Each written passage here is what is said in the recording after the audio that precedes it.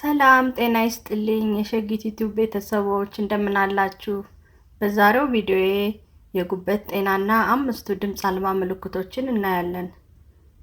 ጉበታችን በሰውነታችን ውስጥ ከ500 በላይ ስራዎችን የሚሰራ እጅግ ትጉ የአካል ክፍል ቢሆንም ችግር ሲገጥመው ግን ብዙ ጊዜ በዝምታ ነው የሚታገለው። ዛሬ ጉበቶ እርዳታ እየጠየቀ መሆኑን የሚያሳዩ 5 ድምጽ አልባ ምልክቶችን እናያለን። ለሰውነቶ ፈውስ ለነፍሶም ሰላም ወደሚገኝበት ወደ ዛሬው ዝግጅታችን እንለፍ።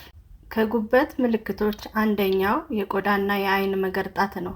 ይህም ቢሊሩቢን የተባለ ንጥረ ነገር በደም ውስጥ ሲጠራቀም የሚፈጠር ለውጥ ነው።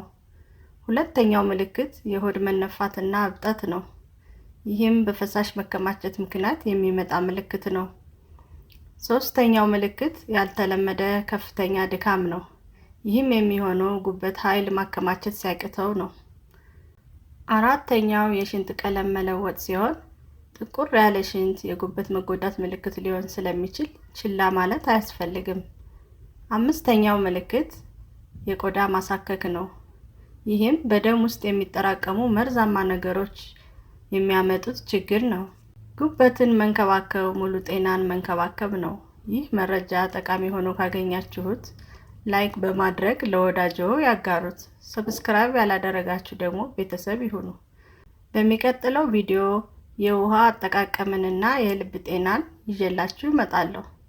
እስከዛው ድረስ ሰላም ለእናንተ ይሁን። ቸር ሰንብቱ።